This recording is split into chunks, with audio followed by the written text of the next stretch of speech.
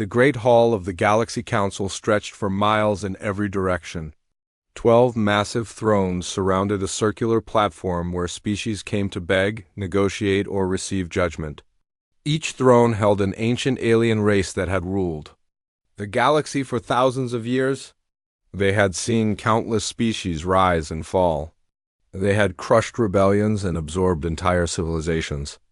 Today, they expected to add humanity to their long list of conquered peoples. Ambassador Sarah Chun stood alone on the platform. She was a small woman compared to the giants around her. The Vorthek delegate towered 30 feet above her, his 6 arms crossed in obvious disgust. The crystalline Zellan representative pulsed with angry red light. The gas-formed nebular council members swirled in patterns that meant contempt in their language. They all looked down at the human as if she were an insect that had wandered into their sacred space. "Human," the Vorthek spoke first, his voice booming across the hall. "You have heard our final offer. Your species will surrender all military vessels to council control. Your colonies will accept our protection. Your people will relocate to designated worlds where we can ensure galactic peace." Sarah said nothing. She stood perfectly still, her hands clasped behind her back. Her face showed no emotion. The Zellan's crystal body rang like a bell as he spoke. "Your species has proven too aggressive for civilized space. The war between your Earth nations, your expansion into 17 star systems without permission, your refusal to follow proper trade protocols. These actions threaten the harmony we have maintained for 10,000 years. The other council members nodded in agreement. The slug-like mollusk representative left a trail of slime as he shifted his massive bulk. "Humans fight too much. Humans ask too many questions. Humans do not know their place. This cannot continue," Sarah finally moved.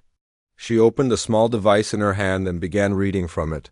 Her voice was calm and clear as it echoed through the hall. "For 37 years, humanity has tried to work with this council. We followed your trade rules even when they cost us billions of credits. We accepted your judges even when they ruled against clear evidence. We paid your taxes even though we received no services in return. We sent our best diplomats to sit in waiting rooms for months just for the chance to speak with your representatives." The council members stirred uneasily. This was not how these meetings usually went. Species either accepted their terms or begged for mercy. They did not lecture the council. Sarah continued reading. 3 years ago, you demanded we stop mining asteroids in our own solar system because it disturbed the migration patterns of space whales we had never seen. We complied. 2 years ago, you ordered us to destroy our quantum communication network because it interfered with your meditation frequencies. We complied. Last year, you told us to limit our population growth because humans reproduce too quickly. For galactic stability, we complied. Her voice grew harder with each word. 6 months ago, you demanded we hand over our terraforming technology so you could review it for safety concerns. We complied? 3 months ago, you ordered us to stop teaching mathematics to our children because human calculation methods were too efficient and made other species feel inferior.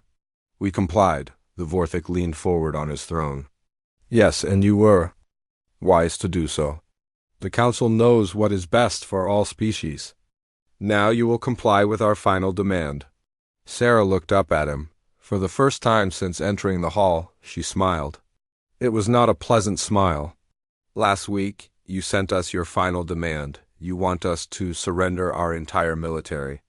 You want us to give up our independence. You want us to live where you tell us to live and do what you tell us to do. You want us to become pets. She closed the device and put it away. I have one word for that demand. The hall fell silent. Even the background hum of the station system seemed to quiet as if the universe itself was listening. No. The word hung in the air like a challenge. Several council members made sounds of shock and anger. The nebular representative's gas form turned a dangerous shade of purple. The mollusk left an even larger trail of slime as he writhed in fury. "Impossible," the Zellan chimed. "No species refuses the council. No species has ever refused the council. You will reconsider this foolish statement. Sarah shook her head. Humanity has considered your offer very carefully. We have discussed it in our Senate, our Parliament, our Assembly of Nations, and our Colonial Congress. The vote was unanimous across all human governments. The answer is no. She began walking toward the exit of the hall. Furthermore, humanity withdraws from all council treaties, agreements, and protocols. We will no longer recognize council authority over human space or human affairs. We will no longer send ambassadors to council meetings. We will no longer participate in council trade networks. The Vorthek rose from his throne, all 6 arms gesturing wildly. You cannot simply leave. The galaxy has laws. There are procedures. There are consequences. Sarah stopped walking and turned back to face the council. Yes, there are consequences. You should have thought about those before pushing us this far. Human! Zullen's voice reached a pitch that cracked one of the hall's windows. You forget. Your place, your species is young and weak. You control only 17 worlds compared to our thousands. Your ships are few compared to our fleets. You will return to this hall and accept our terms, or we will force you to accept them. For a moment, Sarah's calm expression changed. Something flickered in her eyes that made even the massive aliens on their thrones feel suddenly small. When she spoke, her voice was so quiet that the council had to lean forward to hear her. Force us? She asked. You want to force us? She laughed, and the sound echoed strangely in the great hall. You have been pushing us for 37 years. Every demand, every restriction, every insult. You thought we would keep bending until we broke? You were wrong. She started walking again. Humans don't break the way you think we do. When you push us too far, we don't collapse. We don't surrender. We become something else entirely. The massive doors of the hall began to open as she approached them. You want to see what happens when humans stop being polite? You want to see what happens when we stop following your rules? You want to see what happens when we stop caring about your opinion of us? She paused in the doorway and looked back one last time. Be careful what you wish for. The doors closed behind her with a sound like thunder. The 12 most powerful beings in the galaxy sat in stunned silence on their ancient thrones. In 10,000 years of rule, no species had ever simply walked away from them. No species had ever told them no and meant it. No species had ever looked at them without fear. The Vorthek was the first to find his voice. Seal all trade routes to human space. Prepare the fleet. If they want war, we will show them what happens to species that defy the council. But as the other council members nodded and began making their own threats, none of them noticed the small detail that would haunt them in the coming weeks. As Ambassador Sarah Chun had walked through their hall, she had not looked nervous or afraid or desperate. She had looked like someone who knew exactly what was going to happen next, and she had looked like someone who was looking forward to it. 3 weeks had passed since Ambassador Sarah Chun walked out of the Galaxy Council chambers. The silence from human space was complete and absolute. Not a single human ship had been seen at any alien port. No human trader had answered there. Communication devices. No human diplomat had responded to messages. It was as if 17 star systems had simply vanished from the galaxy. On the Zentari trade station of Nexus Prime, alien merchants waited for cargo ships that never came. The humans had been reliable partners for decades. Their ships always arrived on time with exactly what they promised to deliver. Now the loading docks sat empty and the Zentari were losing millions of credits every day. Captain Vex of the Zentari Collective paced nervously around his empty warehouse. His blue skin had turned pale with worry. Where are they? He muttered to his assistant. The humans never break contracts, never. Something is wrong. His assistant, a younger Zentari named Cole, checked his communication device again. Still nothing, Captain. I have sent 47 messages to their trade office. No response. I tried calling their emergency frequencies. Nothing. I even tried. The personal number for Captain Williams. Dead silence. Vex stopped pacing. Captain Williams had been trading with him for 8 years. They were not just business partners, but friends. Williams had attended Vex's daughter's bonding ceremony. Vex had been to Williams's son's graduation. They talked every week about everything from cargo prices to family problems. "This is not like them," Vex said quietly. "Something has happened, something bad." Similar scenes played out across the galaxy. On the mining world of Koreth, the insect-like hive workers waited for human engineering teams that never arrived. The humans had been helping them dig deeper tunnels and build better equipment. Without human help, the mining operation had slowed to almost nothing. Queen Zira clicked her mandibles in frustration as she spoke to her workers. "Send more messages to the human engineers, offer them double payment, triple payment. We need their machines working again." But the messages disappeared into the void of space with no answer. On the research station orbiting Sigma Draconis, the plant-like Verdani scientists waited for their human colleagues to return from their home worlds. The humans in Verdani had been working together on a project to cure a disease that affected both species. They were close to a breakthrough. Very close. Dr. Lifu Speaks Truth swayed gently as he read the latest reports. His translator device converted his chemical signals into words that other species could understand.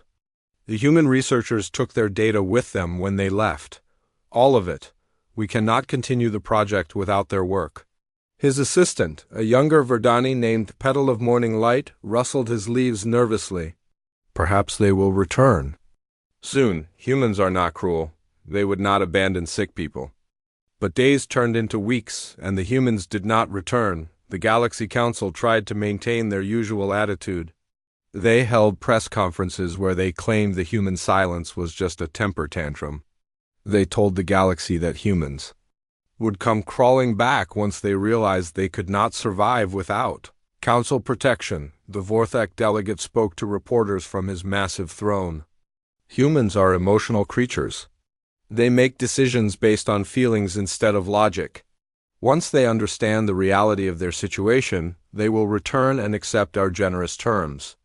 But privately, the council members were beginning to worry. They had ruled the galaxy for 10,000 years by understanding how species behaved. They knew the patterns. First came anger, then negotiation, then acceptance. Humans should have moved to the negotiation phase by now. Instead, the silence grew deeper. Deep in human space. On the world called New Geneva, Admiral Marcus Rivera stood in the largest military command center humanity had ever built. The room was filled with holographic displays showing every human world, every human ship, and every human military installation. Red lights blinked constantly as reports came in from across human space. "Status report," Rivera said to his staff. "Colonel."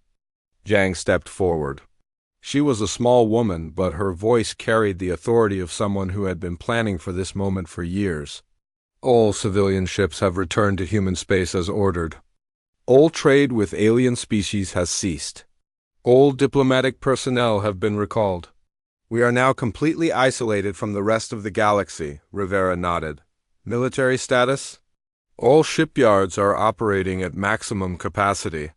Construction time has been reduced by using emergency protocols. We are building ships faster than we ever have before. Every human world is contributing resources. Every human factory has been converted to military production." Another officer spoke up. "Sir, we are also activating the hidden projects. Project Deep Strike is online.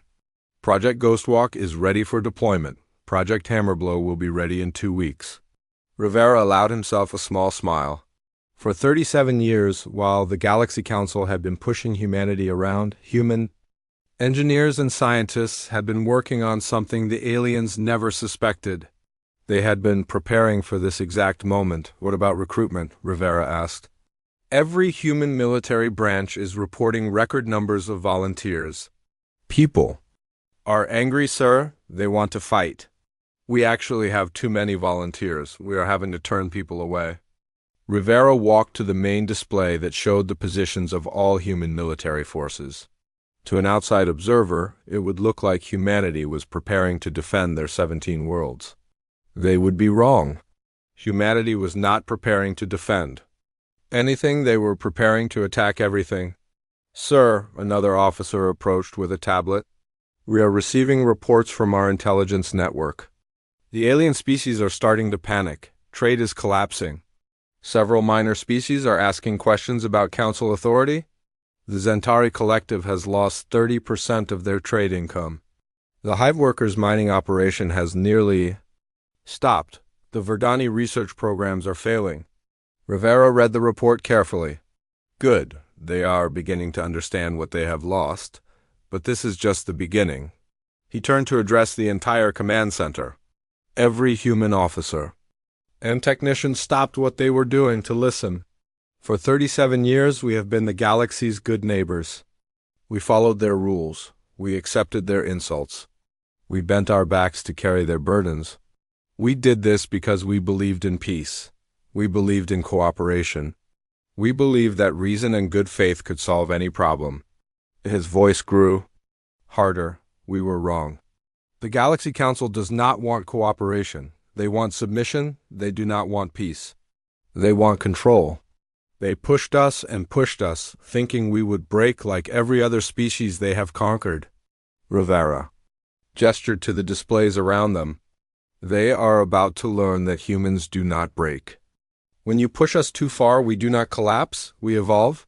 We adapt. We become something that makes our enemies wish they had never heard our name. The command center was silent except for the hum of computers and the distant sound of construction ships building the largest war fleet in human history. Begin Phase 2, Rivera ordered. It is time to show the galaxy what happens when you back a human into a corner. It is time to show them what we really are when we stop pretending to be harmless. Across human space, millions of ships began moving into position. Hidden bases powered up weapons that had been built in secret. Soldiers who had trained for decades finally received their deployment orders. The galaxy had demanded war. Humanity was about to give them exactly what they asked for. Admiral Korath of the Vorthic First Fleet had never lost a battle in his 300 years of military service. His ships were the pride of the Galaxy Council's forces. Each vessel was built to last for centuries and painted in the traditional gold and silver colors that marked them as Council peacekeepers. Today, he commanded 200 of the finest warships the galaxy had ever seen. Sir, his communications officer reported, we are approaching the edge of human space, specifically the Kepler's gate system. Korath studied the tactical display from his command throne. 6 massive arms gestured as he spoke to his officers. This will be simple. Humans have only 17 worlds and maybe 50 military ships. We have 200 ships crewed by the most experienced warriors in the galaxy. They will surrender when they see the size of our fleet. His tactical officer, a young Vorthak named Threx, looked uncertain. Sir, our intelligence reports say humans have been building more ships. Perhaps we should wait for reinforcements. Korath made a sound that meant disgust in Vorthak culture. Intelligence reports are always wrong about primitive species. Humans have been spacefaring for less than 200 years. We have been building ships for 20,000 years. There is no comparison. The fleet moved through hyperspace toward Kepler's gate, the main entry point into human territory. Every ship was painted in bright colors and transmitted identification signals as required by galactic law. Their approach was announced on all frequencies so that enemy forces would have time to prepare for honorable combat. This was how civilized species fought wars. They announced their intentions. They gave the enemy time to prepare. They fought only during certain hours of the day. They accepted surrender when offered. They protected civilian populations. They followed the code of warfare that had kept galactic conflicts civilized for 10,000 years. Sir, the communications officer spoke again, we are receiving no response from human forces. No acknowledgement of our arrival. No request for terms of surrender. No challenges to honorable combat. Korath frowned. Perhaps their communication equipment is primitive.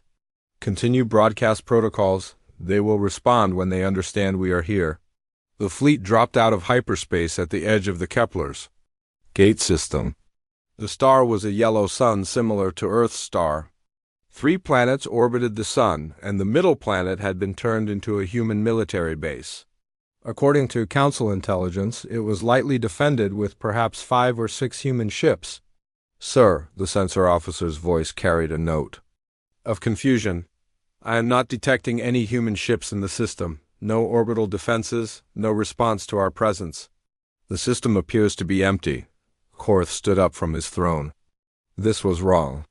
Even primitive species posted guards at their borders. Scan again, full spectrum analysis. There must be something here. The sensor officer worked at his controls for several minutes. Sir, I am detecting some unusual readings from the asteroid belt between the second and third planets. The rocks appear to be moving in non-natural patterns.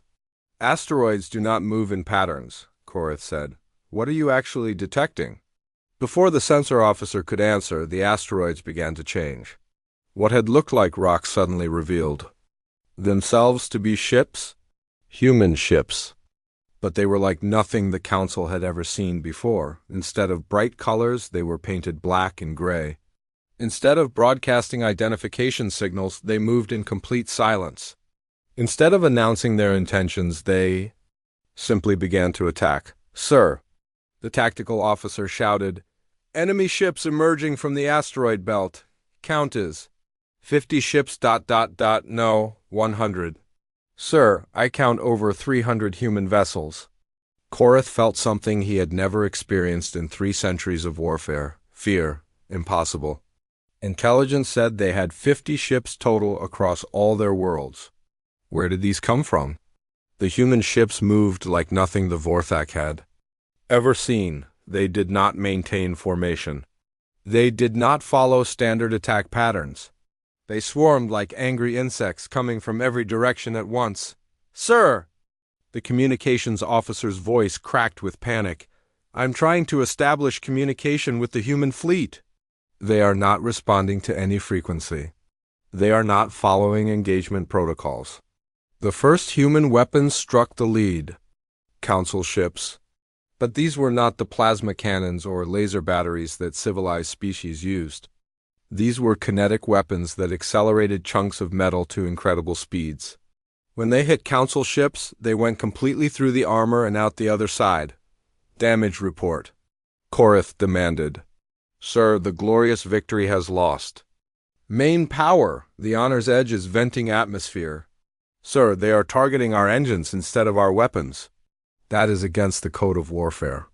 Korth watched in horror as his beautiful fleet was torn apart by enemies who refused to fight properly.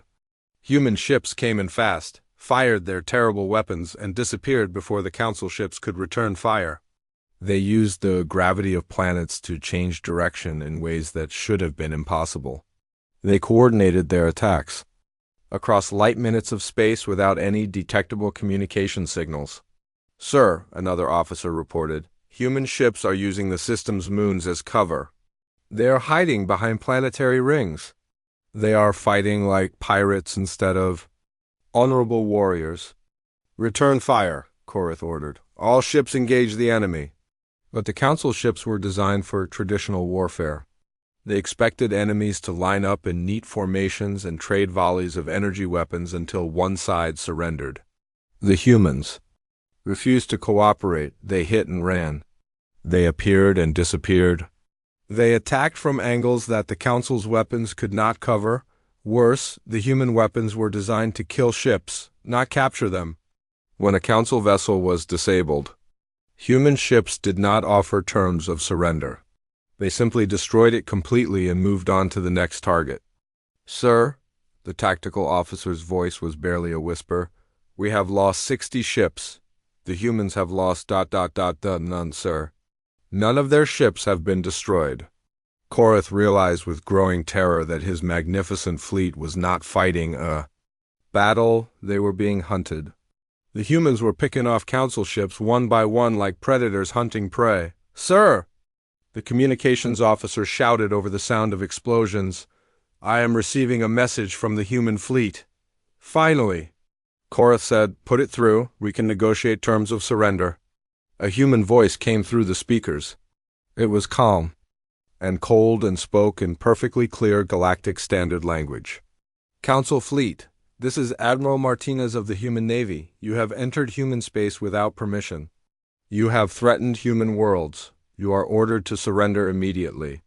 Korath felt relief flood through him. Humans were finally following proper protocols. This is Admiral Korath of the Vorthic First Fleet. We represent the Galaxy Council. We are here to restore order and bring peace to this region of space. We are prepared to accept your surrender and guarantee fair treatment under galactic law. There was a long pause. Then the human voice spoke again, and this time it carried something that made Korath's blood freeze in his veins. Admiral Korath, you misunderstood my message. I was not offering to accept your surrender. I was demanding yours. The human attacks intensified. Ship after ship of the proud Council fleet died in silent explosions that no one would ever see. The Vorthic warriors who had conquered dozens of species found themselves helpless against enemies who fought without honor, without mercy, and without any regard for the civilized rules of warfare. Sir, Korath's communications officer said quietly, Admiral Martinez is transmitting again, the human voice returned. Admiral Korath, you now have 100 ships left out of 200. In 10 minutes, you will have 50. In 20 minutes, you will have none. Your choice is simple. Surrender now or die here. But understand this clearly, the age of council rule is over. The age of human patience is over. You wanted to see what humans do when we stop being polite. This is what we do. We win. Admiral Korath looked around his command bridge at the faces of his officers. For the first time in his 3 centuries of life, he truly understood what it meant to be afraid. The news of the Kepler's Gate massacre reached the Galaxy Council chambers within hours. Admiral Korath's proud fleet of 200 ships had been reduced to 37 survivors who limped back to Council space with tailies that seemed impossible to believe. The holographic recordings from the battle showed human ships moving in ways that defied everything the Council knew about space combat. The Vorthic delegate paced frantically around his massive throne, all 6 arms gesturing wildly. Impossible. Our fleet commanders have centuries of experience. Our ships are built with technology perfected over 20,000 years. How can primitive humans destroy our forces so easily? The Zellan representative pulsed with angry orange light. The survivors claim human ships appeared from nowhere. They say the humans fought without honor, without following any civilized rules of warfare. They attacked like wild animals instead of proper soldiers. The gas-formed nebular council member swirled in patterns that indicated deep concern. More troubling are the reports of human technology. Their weapons penetrate our armor as if it were paper. Their ships move faster than our sensors can track. Their coordination across vast distances seems to ignore the laws of physics. But the Council's immediate problem was not just military. News of the defeat was spreading across the galaxy faster than they could control it. For 10,000 years, the Council's power had depended on the belief that they were invincible. Now that belief was cracking on the mining world of Korath. Queen Zira addressed her hive workers with clicking mandibles that showed excitement instead of fear. The mighty Council fleet has been destroyed by humans. Humans who were supposed to be weak and primitive. If humans can defeat the Council, perhaps others can as well. Her workers clicked their agreement.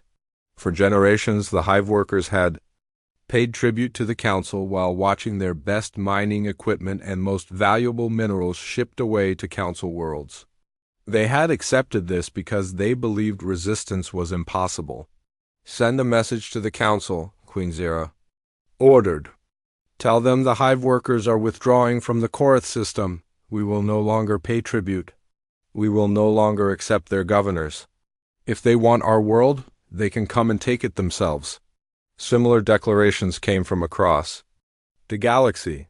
The Zentari Collective announced they were closing 3 trade routes that had enriched Council worlds for centuries. The Mollusk Confederation stopped sending their youth to serve in Council military forces. Dozens of minor species that had never dared to speak against Council rule suddenly found their voices. The plant-like Verdani scientists on Sigma Draconis made perhaps the most shocking announcement of all. Dr. Lifu Speaks Truth transmitted a message to every scientific institution in the galaxy. We have discovered that the Council has been suppressing scientific research for thousands of years. Technologies that could cure diseases, extend life, and improve living conditions for all species have been hidden or destroyed because they threaten Council control. We are releasing all forbidden research to the galaxy. Knowledge belongs to all sentient beings, not just to those who rule them. Within days, the carefully maintained order of the galaxy began to collapse. Species that had been enemies for millennia suddenly found common ground in their hatred of Council rule. Trade networks that had operated for thousands of years simply stopped functioning as species refused to follow Council regulations, but the Council was not defenseless. They still commanded the largest military force the galaxy had ever seen. If they could not maintain control through fear alone, they would maintain it through total war. The emergency session was called in the deepest chamber of the Council complex, a room that had not been used since the last Great Galactic War 5,000 years ago. All 12 member species sent their highest military commanders. The holographic displays showed the positions of every Council ship, every Council base, and every Council ally across hundreds of star systems. "The situation is clear," announced Supreme Commander Valdris of the ancient Eternal Empire. His species had ruled the galactic core for 15,000 years, and his authority was absolute among Council forces. "Humanity has destroyed our credibility. Other species are beginning to rebel. We must crush the humans completely and publicly to restore order." The assembled commanders nodded in agreement. General Thok of the warrior clan spoke first. "My people volunteer to lead the assault. We have been conquering worlds since before humans discovered fire. Give us 1,000 ships, and we will turn every human world into smoking rubble." Admiral Crystalsong of the energy beings pulsed with cold blue light. "The energy fleet will contribute 500 vessels. Our phase shift technology will allow us to attack human worlds from dimensions they cannot even detect." One by one, every Council member pledged ships, weapons, and warriors to the largest military force in galactic history. When the final count was complete, they had assembled over 10,000 warships representing every major species and hundreds of minor ones.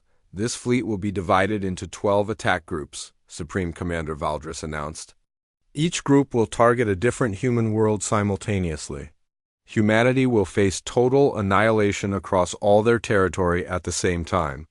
They will have no chance to concentrate their forces or use their unconventional tactics." But as the Council prepared for their final war against humanity, they remained unaware of the intelligence reports that should have terrified them.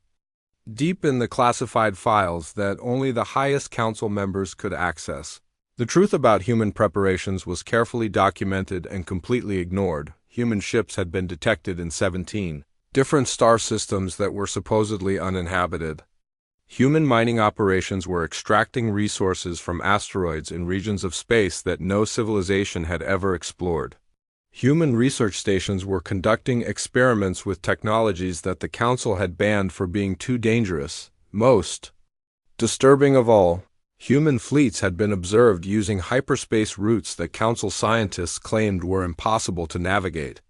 These routes connected distant parts of the galaxy through dimensions that should have been completely inaccessible to any known technology. Admiral Martinez stood in the command center of the human battleship Indomitable, studying reports from across the galaxy.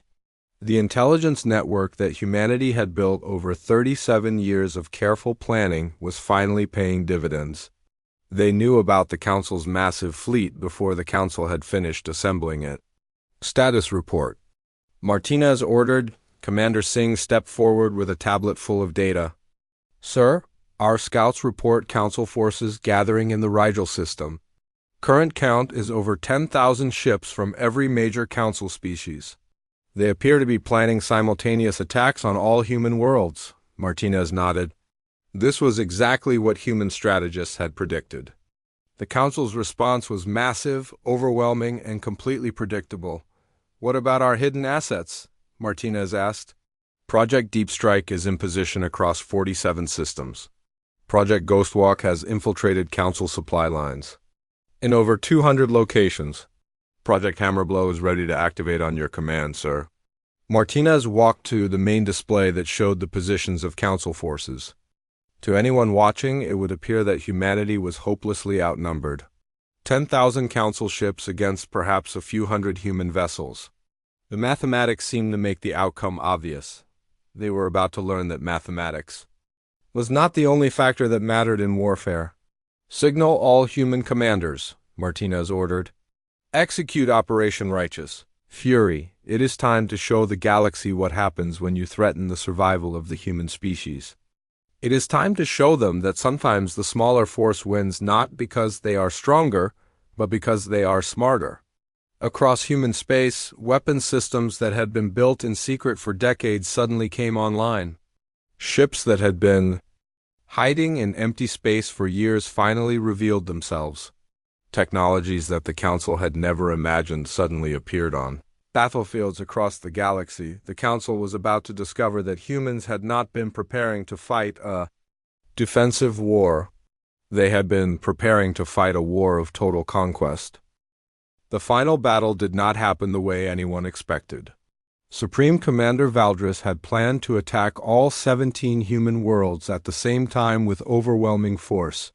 His 10,000 ships would crush humanity in a single coordinated strike that would restore Council authority across the galaxy. Instead, the war began when human fleets appeared in Council space. Not near Council space, not approaching Council territory.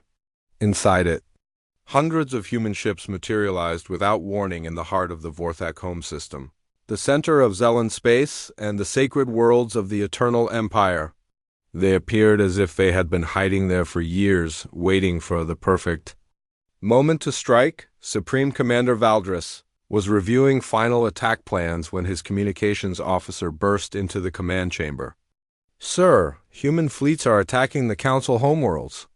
They are already inside our defensive perimeters." Valdris felt his blood turn cold. Impossible. Our sensors would have detected any approaching ships. Our defense networks cover every possible approach route. Sir, they did not approach. They were already there. Our intelligence reports indicate human ships have been hiding in our own systems for months, possibly years. They use technology we do not understand to remain invisible until now. The holographic displays around the command chamber suddenly changed to show real-time battle reports from across Council space.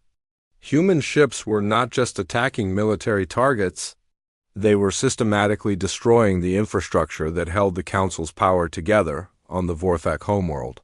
Human forces targeted the massive tribute warehouses where the wealth of 100 species was stored. Centuries of accumulated treasure burned in space as human kinetic weapons tore through supposedly impregnable storage facilities. In Zellan space, human ships attacked the crystal farms where the Zellan grew their young. Without these farms, the Zellan species would face extinction within a generation. The message was clear: surrender or watch your entire civilization disappear. The Eternal Empire's sacred archives, containing 15,000 years of historical records and technological secrets, came under assault by human forces that seemed to know exactly where the most valuable information was stored. "Sir," another officer reported, "we are also receiving reports from our supply lines. Human forces are attacking our fuel depots, ammunition factories, and shipyards across 200 systems. They appear to have detailed knowledge of every Council military installation." Valdris realized with growing horror that the humans had not been preparing for a defensive war. They had been preparing for this exact scenario. Every diplomatic meeting, every trade negotiation, every cultural exchange had been an opportunity for human intelligence to map Council weaknesses. "How many human ships are we facing?" Valdris demanded. "Sir, initial estimates suggest over 5,000 human vessels engaged across Council space, but these numbers make no sense. Intelligence reported that humans had fewer than 100 military ships total. The truth was even worse than Valdris feared. For 37 years, while the Council had been humiliating humanity with endless demands, Human shipyards had been working in secret. Hidden bases in unexplored star systems had been building the largest fleet humanity had ever assembled. Technologies that the Council thought were impossible had been perfected in research stations that officially did not exist, but the humans had not built their fleet to fight a traditional war. They had built it to destroy the Council's ability to rule. Admiral Martinez coordinated the human assault from his flagship, watching as decades of careful planning finally came to fruition. Every human ship knew exactly where to strike for maximum effect. Every attack was designed not just to destroy Council forces, but to cripple their ability to maintain control over subject species. "Status report," Martinez ordered. "Sir, Operation Deep Strike has achieved all primary objectives. Council homeworld defenses have been neutralized. Their central command networks are offline. Their tribute collection systems have been destroyed. What about Operation Ghostwalk?" "Sir, our infiltration teams have successfully sabotaged Council supply lines across the galaxy. Their fleets are running out of fuel and ammunition. Many Council ships are stranded in space with no way to return home." Martinez nodded with satisfaction. "And Operation Hammerblow?" his tactical officer smiled. "Sir, we have successfully liberated the technology archives from 17 Council worlds. Every piece of suppressed research, every hidden scientific discovery, every technological advancement, the Council band is now being transmitted to every species in the galaxy." This was perhaps the most devastating blow of all. For 10,000 years, the Council had maintained power by controlling knowledge. They had suppressed technologies that could cure diseases, extend lifespans, and improve living conditions, because such advances threatened their authority. Now every species in the galaxy was learning what had been kept from them. The war lasted only 6 days. The Council's massive fleet never had a chance to attack human worlds because they were too busy trying to defend their own territory. But even more importantly, the Council's subject species finally understood that their rulers were not gods. They were bullies who could be defeated. Queen Zira of the Hive Workers led the rebellion on Korath. "The humans have shown us the truth. The Council is not invincible. They are not our protectors. They are parasites who have fed on our labor for thousands of years. No more." The Zentari Collective declared independence and allied themselves with humanity. The Mollusk Confederation announced they would never again send tribute to Council worlds. Dozens of species that had been silent for millennia suddenly found their voices and demanded freedom. On the 7th day, Supreme Commander Valdris transmitted an unconditional surrender. His 10,000 ships had been reduced to fewer than 3,000. His homeworlds were in ruins. His authority was broken beyond repair, but Admiral Martinez did not accept the surrender from the Council. Instead, he transmitted a message to every species in the galaxy. "People of the galaxy, this is Admiral Martinez of the Human Navy. The Galaxy Council has fallen. Their rule is ended. But humanity does not seek to replace them as your masters. We fought this war not to conquer you, but to free you. For 10,000 years, you have been told that you need rulers to keep peace. You have been told that some species are naturally superior to others. You have been told that freedom leads to chaos. These are lies. The proof is that a young species, like humanity, could defeat forces that claim to be your protectors. From this day forward, every species will govern itself. Every world will choose its own destiny. Trade will be conducted between equals, not between masters and slaves. Knowledge will belong to all sentient beings, not just to those who claim the right to rule. The Galaxy Council is dissolved forever. In its place, we establish a new order based on respect, cooperation, and mutual benefit. Any species that wishes to participate is welcome. Any species that prefers isolation will be left alone. But no species will ever again bow to masters who claim authority they have not earned." Ambassador Sarah Chun stood once again in the Great Hall where the Galaxy Council had tried to force humanity's submission. But now the hall was filled with representatives from hundreds of species, all speaking as equals for the first time in galactic history. The 12 massive thrones had been removed. In their place was a circular assembly where every voice carried the same weight. The Zentari sat next to the Verdani. The hive workers negotiated directly with the Mollusk Confederation. Former enemies worked together to build something the galaxy had never seen before, a civilization based on freedom instead of fear. Sarah addressed the assembly with the same calm voice she had used to defy the council months earlier. The age of empires is over. The age of equality begins now. We are no longer subjects and masters. We are neighbors, partners, and friends. The galaxy had learned the most important lesson in the universe. Some species, when pushed too far, do not break. They become the force that breaks their oppressors and builds something better from the ruins.